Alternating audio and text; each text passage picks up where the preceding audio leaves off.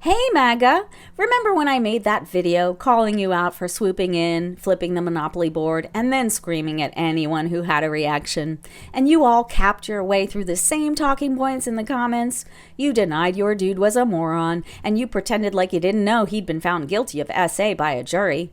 You said of course you weren't harming trans kids by denigrating and shaming them and inserting yourself between them and their doctors. Yeah.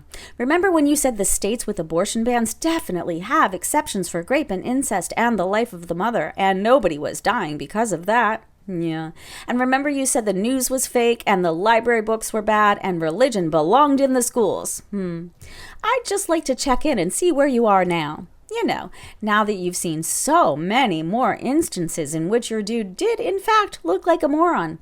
Like when he shouted his outrage at Taylor Swift. Not to her face, of course. No, he did it on social media while he was on the shitter, pinching off his best work. What a manly man. By now, I'm guessing you've had a chance to look into the E. Jean trial and the dozens of other allegations against your perv, including by women who were 13 when he allegedly treated them very, very badly. By now, you probably feel pretty silly saying Tim Walz was putting tampons in boys' bathrooms, because that story was debunked, and you must have learned that maternal mortality and infant mortality went way up after Roe was overturned. You must be working on a new slogan now that pro-life doesn't stand up to the truth. You probably realize that the Republicans did say that they'd go after no-fault divorce, and Vance did say women should stay in violent marriages, and if they need help paying for childcare, they should just ask mom and dad.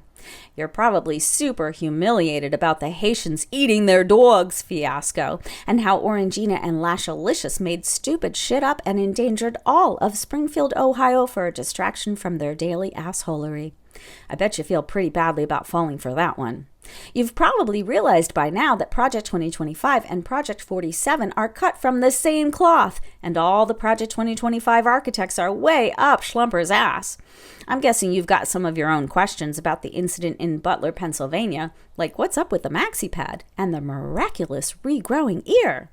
You're probably still sore over the way Schlumper's crew treated Arlington Cemetery like a campaign stop, and you surely wish Pervy's goons didn't manhandle a female official. You probably have had to admit it's a little odd for Republicans to be working so hard to limit voting and change the rules right before the election. You probably wish you felt like your leaders actually believed Orangina could win on merit without having to cheat.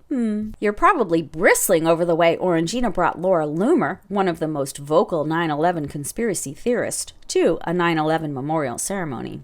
You probably wish those pesky 34 felonies weren't looming so large, and you probably wish Republicans who've been screaming about the border would have passed the border bill they negotiated, because it's not really believable that they care if they're obviously only pretending to care when it's convenient. You're probably confused as to why Republicans have voted against feeding kids, renewing the funding that cut child poverty in half, and against capping drug prices, and against protecting our kids from gun violence. You were probably surprised to hear that Kamala is a gun owner, and she's not coming for your guns. You're probably embarrassed you believed there were furries and litter boxes in school bathrooms, and you probably figured out that Moms for Liberty is a bunch of pick-me princesses who've been taught how to leverage faux outrage and false morality for power. You probably feel all sorts of guilty over sacrificing grandma to COVID because you believed vaccines are poison, and you probably know by now that our COVID recovery outpaced every other country in the G7. You probably have also figured out that Putin is not America's chum, that he and Viktor Orban are actually psychopaths. You're probably tired of the lie about Dems unaliving babies after birth, and you probably question your judgment for ever falling for that doozy. You've probably started to be concerned about your dwindling numbers and just how uncool it is to still be MAGA.